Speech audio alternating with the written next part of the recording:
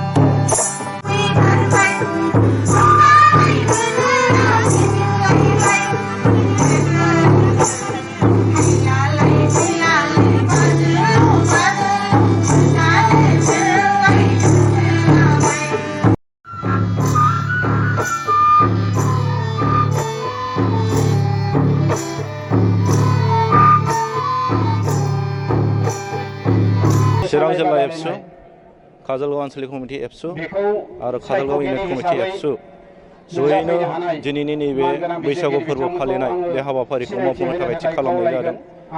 कभिड-19नि मैया मोनानिफ्राय जोंखौ माखासे नियम निथिखौ मानिनानै सोलिनो थिनदोंमोनब्लाबो जोङो मोनसे फिक्स खालामनाय डेट हिसाबै दिनै कभिड-19नि गाइडलाइन्सखौ मानिनानैनो दिनैनि हाबाफारिखौ जोङो मावफुंनो थाखाय थि खालामनाय जाबाय। जोङो बयखौबो मास्क गाननानै प्रग्रामाव हाबाफारियाव बाहागो लानो थाखाय खावलायदों। दान्दिसे उनाव जोंहा जोंनि बर'निनो दामनाय देनाय मेथाइ खननायनि गेजेरजों मोनसे मोसानायनि मोनसे कम्पिटिसन हाबाफारि जागोन आरो बे मोसानाय दामनाय देनाय आरो खननायखौ फोथांनानै लाखिनो थाखाय गोदोनिफ्राय जेरैबायदि रंजालि बैसागुआ सोलिबोदोंमोन बे ट्रेडिसनेलि जेनिखि हाबाफारि जेनिखि सोलिबोनाय मोसानाय दामनाय मुसुरनाय खननाय बेखौ जोङो फोथांनानै लाखिनो थाखाय दिनैनि बे हाबाफारिखौ लानाय जादों आरो फैगौ जेनिखि जेनेरेसन फंबाय बिनानाव गथ' गथायफोर बिथांमोनाबो जाहाथे नैबेखौ नुनानै सोलोंलांबाय थानो हायो बेखौ थुलुंगा होनो थाखाय जोङो दिनैनि बे हाबाफारिखौ लानाय जादों। जों गासैबो आन्चलिकफोरखौ जिल्लानि सिङाव थानाय आन्चलिकफोरखौ हाबाफारिखौ लानो थाखाय खावलायदों। बिथांमोनाबो हाबाफारिखौ लागोन। कभिड-19नि गेजेरावब्लाबो जोङो जोंनि हारिमुखौ फोथांनानै लाखिनो थाखाय माखासे डिसिप्लिननि गेजेरजों जोङो हाबाफारिखौ सालायलांनो थाखाय थि खालामनाय जादों। नैबे गोदान बोसोराव जोङो जोंनि बिदाफोरखौ बा जोंनि आदै मादै आबौमोनखौ जोङो खुलुमनाय आरो फंबायफोरनो अननाय जासिनाय बे हाबाफारिखौ जोङो लानाय जादों।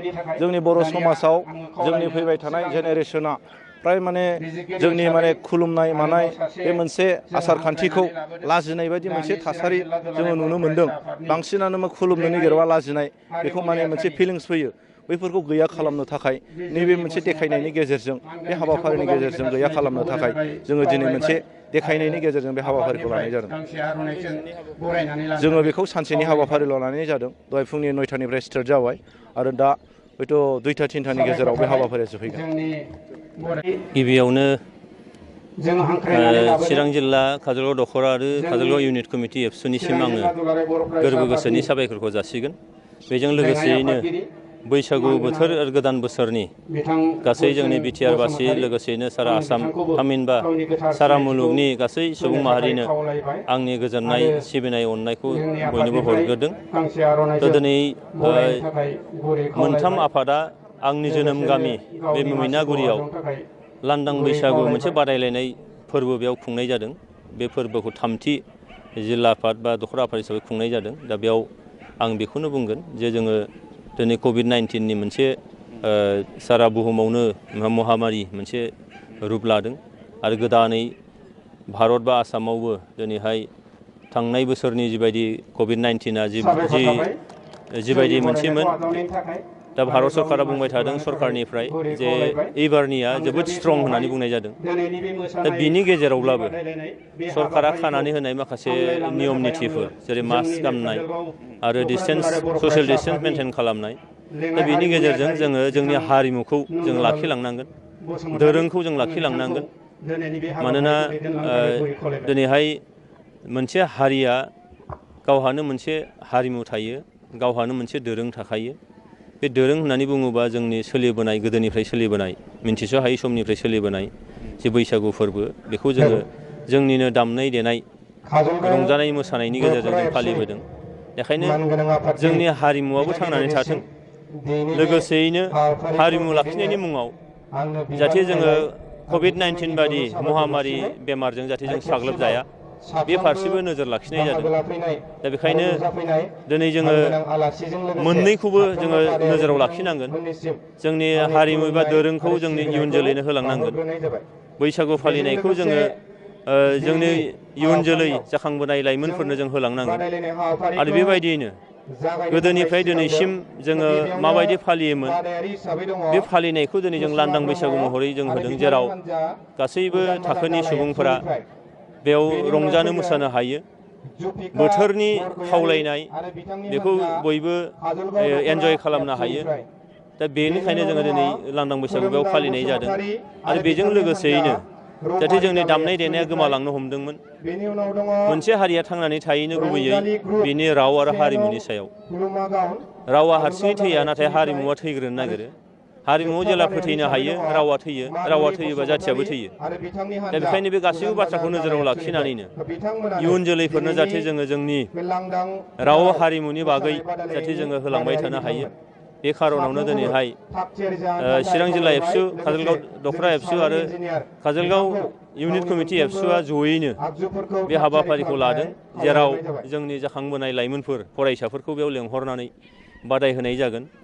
जायफ्रानाखि सिगांनिफ्राय मोसाबोबाय थाग्रा, रोंखानाय राखानाय, दोरोंखौ मोनथिखानाय, हारिमुखौ मोनथिखानाय, बिसोरनिफ्राय जाहाथे इयुन जोलैया गोदान आथाला सोलोंलांनो हायो। बे गासैखौबो नोजोराव लाखिनानैनो जोङो दिनै नैबे हाबाफारिखौ बेयाव लादों। आङो जिल्ला एबसुखौ साबायखर जासिदों। बेजों मिजिं खालामदों जाहाथे जोङो जोंनि राव हारिमु, जोंनि दोरोंखौ जाहाथे बावनानै थाङा। जोंनि दामनाय देनाया लासै लासै गोमालांबाय थानो हमदों। बेखौ जाहाथे जोङो लाखिलांबाय थानो हायो। बेखौ नोजोर लाखिनानैनो दिनै बे लांदां बैसागुखौ बेयाव फालिनाय जादों। बाथ्राया बेनो जे जोङो इसोरखौ जेरैहाय सिबियो, इसोरनि उनावनो बिमा बिफा हयथ' निस्सय, बा जोंनि गेदेरफोर, जाय गेदेरफ्रा उन्दैखौ नोङो बोसोन होयो। दा दिनै मा जाबोदों, गोदान मुगायाव जोङो सोनाबारि माखासे हारिमु बा कालसारखौ सोलोंनाय लोगो लोगो जोंजों जे बिमा बिफानि मोनसे सोमोन्दो, गेदेरा उन्दैखौ अननाय, उन्दैया गेदेरखौ सनमान होनाय, आरो बिनि गेजेरजों जोङो जोंनि गेजेराव माखासे गियान मोनसे आदान प्रदान जालायो। मानसिखौ माने सनमान होनाय, मानसिखौ मानिनाय, बे जिनिसा थांनाय माखासे समाव सोनाबारि माखासे कालसारनि थाखाय, सोनाबारि माखासे हारिमुनि साग्लोबसारनायाव, ग्लबेलाइजेसननि जुगाव बे जिनिसा गोमालांनो हमदोंमोन। नाथाय दिनै जोङो बेखौ लांदां बैसागु खालामनायजों लोगोसेयैनो उन्दैया गेदेरखौ सनमान होनाय, गेदेरा उन्दैखौ अननाय, जे बे हाबाफारि बेखौ जोङो लाफानाय जादों। बेजों जों बेखौनो मिजिं खालामनाय जादों जे जाहाथे बैसो उन्दैफ्रा गेदेरफोरनि सिगाङाव जायै हामै आखल आखुखौ जाहाथे दिन्थिया, गेदेरफोराबो उन्दैनि खाथियाव नांथारै माखासे फाव फेसनखौ दिन्थिनानै उन्दैफ्रा जाहाथे इयुनाव राफोद आरो सांग्रां, हारिमुआव दोरोङाव राफोद गोनां मोनसे सांग्रां नोगोरारि जाहाथे जानायनिफ्राय बिथांमोना हेंथा मोना। बे खार'नावनो दिनै जोङो खुलुमनाय जे हुदा, मानोना खुलुमनाया जोंनि भारत हादरनि मोनसे सोदोमस्रि, बे हारिमु बियो। दा बेखायनो बे खुलुमनायखौ बर' समाजावबो जिथु दंमोन, गेदेरखौ मान होनाय बे जिनिसा दंमोन, थांनाय माखासे समाव बे गैया जादों। आरो गैया जानायखायनो समाजाव मोनसे कियस फैदों। आरो बे कियसखौ जों फोजोबनो थाखाय रेसपेक्ट होलायनाय, माने सेल्फ रेसपेक्टजों लोगोसेयैनो गुबुनखौ रेसपेक्ट होयोबा, मान होयोबा मान मोनफिनो, सनमान होयोबा सनमान मोनो, खुलुमनाय होयोबा अनजानाय मोनफिनो, बे बाथ्राखौ सिगाङाव दोननानैनो नैबे हाबाफारिखौ लानाय जायो। दा बेयाव सरकारा जिबायदि मोनसे गाइडलाइन होबाय थादों, जिबायदि मोनसे नियम खानानै होदों, बेखौ गासैबो जोङो रायजो राजाफोरनि खाथिसिम लानानै थांनांगोन। दा रायजो राजा होननानै बुङोबा सादारन रायजो राजाया बिथांमोनहा हयथ' मिडिया नायनो रोङा, खौरां बिजों बिथांमोनाव गैया। दिनै मबाइल मेसेजनि गेजेरजों बेखौ स्प्रेड खालामनाय जायो। नाथाय सादारन मानसिनियाव बेबायदि मोनसे मबाइल हेन्डसेट जेराव गैया, आरो बिथांमोननि राङारि अबस्थायाबो हयथ' थोना। दा बेनिखायनो बिथांमोनहा बेखौ हयथ' मोनथिया आरो कर'ना भाइरासनि बेसेबां गिख्रंथाव बे बेसेबां एफेक्ट खालामनो हायो बे बाथ्राखौ हयथ' साधारन मानसिफ्रा मोनथिया। बिनिखायनो जोङो जायफ्रा मोनथिनाय मानसिफोर, जायफ्रा मेगन गुनुफोर, जायफ्रा दिनै समाजनि हाबा मावग्राफोर, फोरोंगिरिफोर, साख्रियालफोर, जों जयैनो बे मेसेजखौ रायजो राजानिसिम होनांगोन जे बेयो बिराद मोनसे गिख्रंथाव मोनसे थासारि। सासेनिफ्राय गुबुन सासेयाव बबेबा न'खर मोनसेया जायोबा बिनि दांदेरनायजों, बिनि हयथ' हांजों बाराव गोसारनानै सारा न'खरानो मोनसे जोबस्रांनाय लामाथिंबो थांनो हागौ। दा बेनिखायनो दिनै जोङो गामि गामि ओनसोलावबो बेखौ सांग्रां खालामनांगोन आरो सरकारि भाबै जि खालामबाय बिनि अनगायै बांसिनै जोङो सामाजिक भाबै बेखौ सांग्रां खालामनांगोन। बेखायनो आं खावलायगोन जे जायफ्रा मेगन गुनुफोर, जायफ्रा मबाइल मेसेज नायनो हायो, खौरां बिजों नायनो हायो, टिभि नायनो हायो, बिथांमोननि मोनसे गिदिरथार मोनसे बिबान थागोन जेराव जोङो जाथि थांना थानांगौबा सासे सुबुङा थांना थानांगोन। सासे सुबुङा थांना थायोबा मोनसे न'खरा थांना थागोन, मोनसे न'खरा थांना थायोबा जाथिया थांना थागोन, हादोरा थांना थागोन। दा बेखायनो गासैबो जिनिसा इन्टारडिपेन्डेन्ट। बे गासैबो बाथ्राखौ लाखिनानैनो जोङो बेनि थाखाय सांग्रांथि लाबोनायाव बयबो बाहागो लानांगोन होननानै आङो सानो।